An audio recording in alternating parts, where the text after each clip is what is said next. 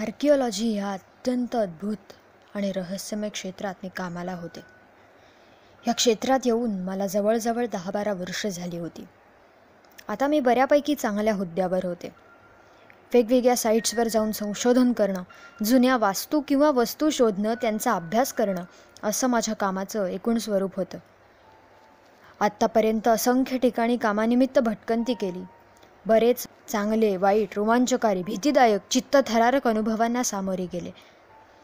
बऱ्याच अँटिक वस्तू जमा केल्या. माझी एक चांगली सवय म्हणजे आलेले अनुभव लिहून ठेवणं. त्यामुळे माझ्याकडच्या असंख्य वह्या वेगवेगळ्या अनुभवांनी भरलेल्या आहेत. त्यातलाच एक अनोखा आणि चित्तथरारक अनुभव तुमच्याशी शेअर करते. साधारण 3-4 वर्षांपूर्वी मला आणि माझ्या टीमला राजस्थानातल्या एका अत्यंत रहस्यमय ठिकाणी काम मिळालं. त्या साईटचं उत्खनन करायचं होतं. कामाला किती दिवस लागणार ह्याचा काहीही अंदाज नव्हता. ही साईट अत्यंत प्राचीन आणि जुनी होती.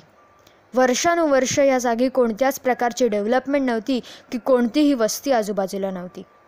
या साईटवर उत्खनन करून इथला इतिहास शोधण्याची जबाबदारी आमच्यावर सोपवण्यात आली होती. ठरल्याप्रमाणे मी आणि माझी टीम या साईटवर पोहोचलो. साईटवर दूरवरपर्यंत काहीही दिसत नव्हतं. फक्त जुन्या वास्तूच्या काही खुणा जाणवत होत्या. आमच्या कामासाठी लागणारी सगळी मशीन्स, इक्विपमेंट्स आम्हाला पुरवण्यात येणार होती. ते सगळं साहित्य दुसऱ्या दिवशी साईटवर पोचणार होतं. त्यामुळे आज फक्त साईटवर ऑब्झर्वेशन करायचं एवढंच काम होतं. GPS डाटाप्रमाणे साधारण 10 ते 15 फूट खणलं तरी आम्हाला बऱ्याचशा गोष्टी मिळणार होत्या. खरं काम दुसऱ्या दिवसापासून सुरू होणार होतं. त्यामुळे आम्ही सगळेच जण मस्त गप्पा-टप्पा करत साईटजवळच आमची राहण्याची सोय केलेल्या त्या ठिकाणी पोहोचलो. बरोबर गरम कॉफीचा थर्मास आणला होता. त्यामुळे कॉफी, बिस्किट वगैरे आम्ही खाऊन घेतलं आणि जेवणासाठी मात्र साईटपासून 12 ते 15 किलोमीटर अंतरावर असलेल्या गावात गेलो. कोणत्याही ठिकाणची माहिती पटकन जाणून घ्यायची असेल तर सगळ्यात महत्त्वाची गोष्ट काय माहिती आहे? तिथल्या लोकल्सशी म्हणजेच गावकऱ्यांशी संवाद साधणं. आम्हीही तेच केलं. ह्या आमच्या साईटबद्दल गावकऱ्यांना काही माहिती आहे का ते विचारण्याचा प्रयत्न केला. त्यांनी दिलेल्या माहितीनुसार बऱ्याच शेकडो वर्षांपूर्वी तिथे एक वस्ती नाही, जणू काही एक छोटंसं नगरच अस्तित्वात होतं. 100-200 माणसं असलेल्या ह्या नगराचा कारभार त्या नगराची राजकुमारी करत होती. मात्र काळाच्या ओघात, भूकंपात म्हणा किंवा काही घातपातांमुळे म्हणा, हे नगर नष्ट झालं. गावकऱ्यांच्या म्हणण्याप्रमाणे काही अमानवी शक्तींनी हे नगर नष्ट केलं आणि म्हणूनच किती शेकडो वर्ष उलटून गेली तरीसुद्धा त्या जागेवर अजूनही कोणी फिरकत नाही. तर अशी बरीचशी माहिती मिळवून आम्ही साईटवर परत आलो. राहण्यासाठी तंबू ठोकले गेले होते. त्यात मस्तपैकी आडवे झालो, झोपलो आणि दुसऱ्या दिवसापासून आमचं काम सुरू झालं. सुरुवातीला छोटे छोटे शिलाखंड उत्खननात सापडत होते. त्या शिलाखंडावर प्राचीन लिपीतून लिहिलेला संदेश होता. सुरुवातीचे 4-5 दिवस ह्या साईटचं पूर्णपणे उत्खनन करण्यातच जाणार हे मला समजून चुकलं. त्यामुळे शिलाखंडांवर जो मजकूर लिहिला आहे त्याचा अर्थ लावण्याचा आम्ही प्रयत्न करत होते. साईटवर उत्खनन चालू असल्यामुळे अर्थातच मी साईटपासून थोडीशी लांब जाऊन बसले होते. काम बघत होते. या साईटचं जर नीट उत्खनन झालं तर मला प्रमोशन मिळणार होतं. त्यामुळे अगदी मनापासून मी हे काम करत होते. मी साईट लांबून बघत असतानाच मला साईटवर एक मुलगी दिसली. ती इनफॅक्ट साईटपासून थोडी लांब होती, पण मला दिसेल एवढी स्पष्ट नक्कीच होती. पाणीदार डोळे, जुन्या पद्धतीचे कपडे म्हणजे राजस्थानी पद्धतीची चोळी आणि खाली घागरा, त्यावर आरशांनी केलेली एम्ब्रॉयडरी आणि साईडने अत्यंत राजेशाही थाटाची घेतलेली ओढणी. आणि हे काय, तिच्या हातात काहीतरी होतं, बॉक्ससारखं काहीतरी, पण मला नीट दिसत नव्हतं. तिच्या चेहऱ्यावर एक वेगळीच चमक होती. साईटचं उत्खनन ती बघत राहिली होती. माझं लक्ष तिच्याकडे गेलं हे तिला बहुतेक समजलं. माझ्याकडे पाठ फिरवून ती लांब निघून गेली. मला वाटलं जवळच्या गावातली कोणीतरी कुतूहलापोटी बघायला आली असेल. त्यामुळे मी दुर्लक्षच केलं. साधारण आठवडा लोटला असेल. या साईट्सचं उत्खनन करूनही नीट हवी ती माहिती मिळत नव्हती. इतिहासाचे धागेदोरे मिळत होते, पण नीट इतिहास समजत नव्हता. मुलीबद्दल सांगायचं तर ती मुलगी मला रोज दिसायची. साईटवर उभी असायची. मी तिच्याकडे पाहिलं की निघून जायची. काही दिवसांनी ह्या मुलीबद्दलसुद्धा मला अत्यंत कुतूहल वाटायला लागलं. इतके दिवस होऊनही ही मुलगी कोणाशीच संवाद का नाही साधत?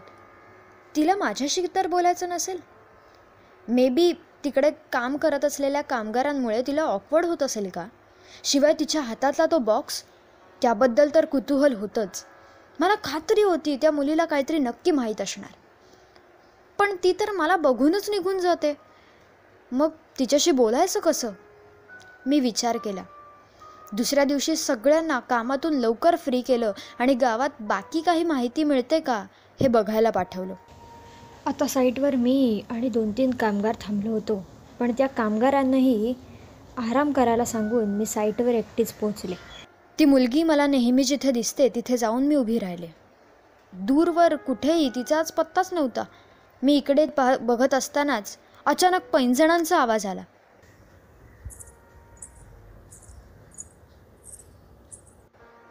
मी दचकले. ती माझ्यापासून काही अंतरावर उभी होती. मी आश्वस्त नजरेने तिच्याकडे बघितलं, पण ती पुन्हा एकदा निघून जायला लागली. पण मी आज गप्प बसणार नव्हते. मी तिच्या मागे जायचं ठरवलं. ती पुढे चालत होती, मी तिचा पाठलाग करत होते. साधारण अर्धा-पाऊण तास हेच चालू होतं, पण अखेर ती थांबली. एव्हाना साईटपासून मात्र आम्ही खूप लांब आलो होतो. आजूबाजूला फक्त ओसाड जागा दिसत होती. सूर्य कलतीला आला होता. थंडी वाढायला लागली होती. जागेचा पुरावा म्हणून फोटो काढण्यासाठी मोबाईल काढला. मी त्या मोबाईल काढते आणि कॅमेरा समोर धरते तर काय, समोर बरीचशी माणसं दिसायला लागली. आणि ती मला दिसणारी मुलगी, ती आता त्यांच्यामध्ये जाऊन उभी राहिली होती. त्या माणसांमध्ये लहान मोठे तरुण वयस्क सगळेच दिसत होते. ते सगळेच माझ्याकडे नजर रोखून बघत होते. प्रत्येकाच्या हातात काही ना काहीतरी होतं. काहींच्या हातात कागदपत्र, काहींच्या हातात वेगवेगळे बॉक्सेस. त्यांच्या नजरेत एक विशिष्ट चमक होती, पण चेहऱ्यावर कुठलेच हावभाव नव्हते. मला आता फोटो काढण्याचं वगैरे कसलंही भान राहिलं नाही. मी हळूहळू त्यांच्या जवळ जायला लागले, पण तरी एकही जण जागेवरून हलायला तयार नाही. मी त्यांच्या अगदी जवळ पोचणार इतक्यात मागून माझ्या खांद्यावर कोणीतरी घट्ट हात ठेवला. क्षणभर काळजाचा ठोका चुकल्यासारखं झालं. मागे वळून बघते तर काय, माझा कलिग होता. काय झालं मॅडम, इकडे काय करताय? त्याला ती माणसं दाखवायला समोर बोट केलं तर कसलं काय? ती माणसं समोर नव्हतीच. समोर फक्त ओसाड जागा आणि अस्ताला गेलेला सूर्य. माझ्यासाठी क्षणभर जग थांबल्यासारखंच झालं. क्षणार्धात ती सारी माणसं कुठे नाहीशी झाली. मॅडम, तुम्हाला अचानक काय झालं? माझ्या कलिगने विचारलं. नाही, अरे ही साईट खूप इंटरेस्टिंग वाटते. आपल्या साईटपासून आजूबाजूला काही आहे का हे बघायला बाहेर पडले होते, बाकी काही नाही. मी वेळ मारून नेली, पण डोक्यातून घडलेला प्रकार जात नव्हता. दुसऱ्या दिवशी नकळत त्या मुलीची मी वाट बघायला लागले, तर पुन्हा तेच. मला बघून ती पुन्हा दूर निघून गेली. मला या रहस्याची उकल आता करायचीच होती. ह्या साईटवर आमची जवळपास निराशा झाली होती. महिनाभर काम करूनही काहीच नीट माहिती मिळत नव्हती. त्यामुळे मीही वैतागले होते.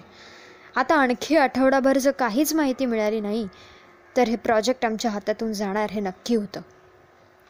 इथल्या गावकऱ्यांशीही बोलून पाहिलं, पण त्यांनाही काहीच कल्पना नव्हती.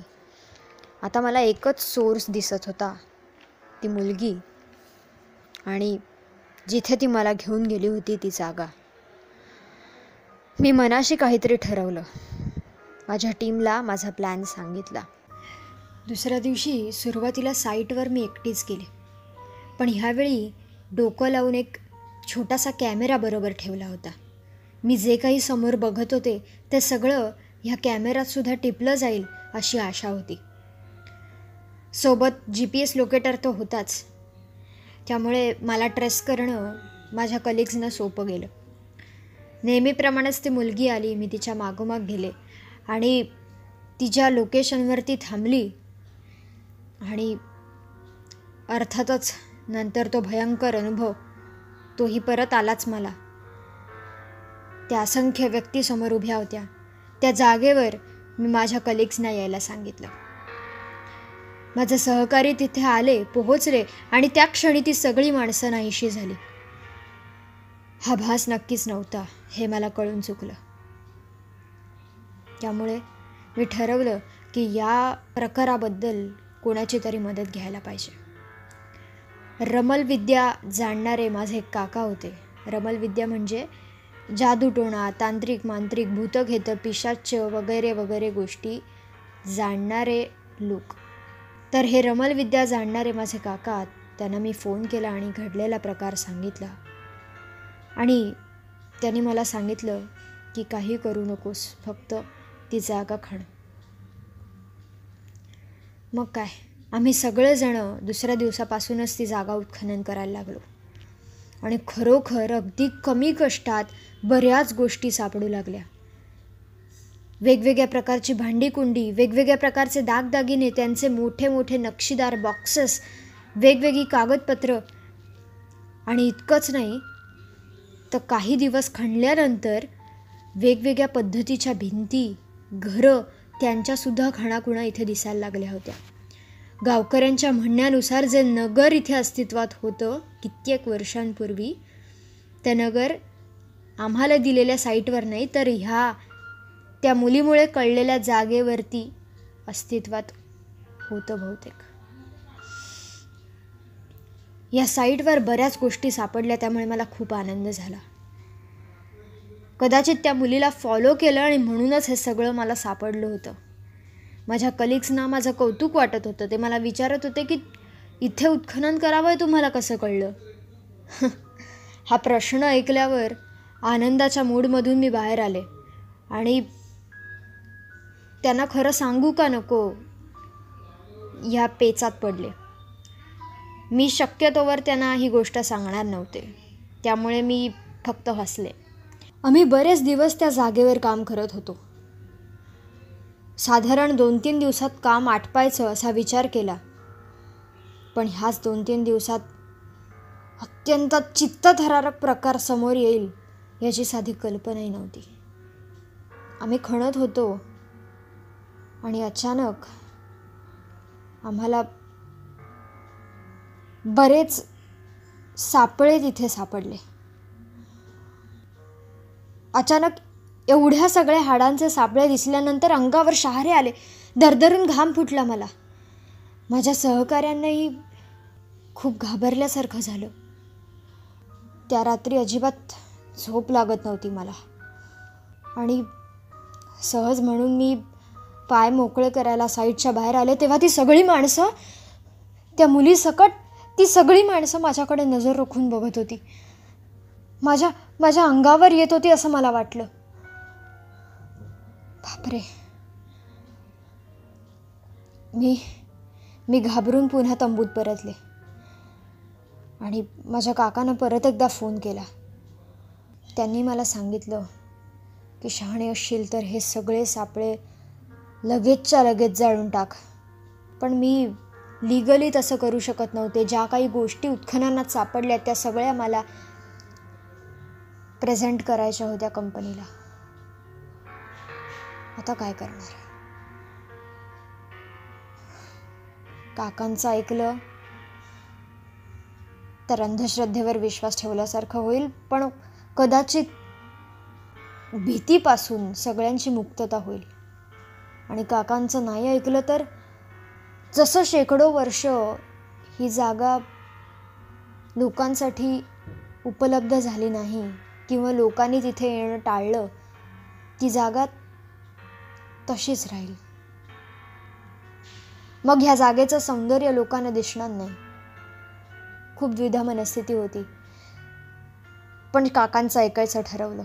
माझ्या सगळ्या कलिग्सना लगेच बोलवून घेतलं आणि त्यांना घडलेला प्रकार सांगितला.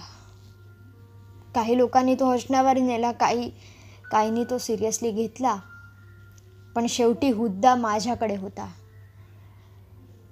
आणि त्यामुळे मी त्या हुद्द्याचा वापर करून त्यांना ऑर्डर्स दिल्या. त्यांना सांगितलं की हे सगळे सापळे तात्काळ जाळायचे. ते हाडांचे सापळे जाळण्याची तयारी केली. त्या हाडांच्या सापळ्याकडे बघत होते टक लावून, तेव्हा समोर ती माणसं दिसत होती. त्यांच्या नजरेत फक्त राग होता, संताप होता, बाकी चेहऱ्यावर कुठलीच भावना नाही. हाडांचे सापळे जळत होते तेव्हा खूप कोलाहल, गडबड, गोंधळ ऐकू येत होता. मी कान मिटून घेतले होते आणि जसजशी हाडं जळत गेली तसतसे हे आवाज कमी व्हायला लागले. ती समोरची लोक हळूहळू अदृश्य होत होती आणि हाडांचे सापळे पूर्णपणे जळल्यावर ती माणसं पूर्णपणे अदृश्य झाली. या सगळ्या हाडांची रीतसर विल्हेवाट लावून आमचं सगळं काम संपवून सगळ्या वस्तू जमा केलेल्या त्या सगळ्या बरोबर घेऊन आम्ही परत एकदा शहरात परतलो. खूप आठवणी होत्या, खूप चित्तथरारक अनुभव बरोबर होते. काही दिवस लोटले आणि ह्या सगळ्या आठवणींना परत एकदा उजाळा द्यावासा वाटला आणि त्यामुळे जो आगाऊपणा त्यावेळेला करून कॅमेरा बरोबर ठेवलेला होता तो कॅमेरा बघायची इच्छा झाली. या मोहिमेवरून मोहीमच म्हणावी लागेल. तर ह्या मोहिमेवरून परतल्यानंतर कॅमेरा वगैरे बघितलाही नव्हता, कारण मनात तो कॅमेरा बघण्याची डेअरिंगच झाली नव्हती. आता तो कॅमेरा बघावासा वाटला.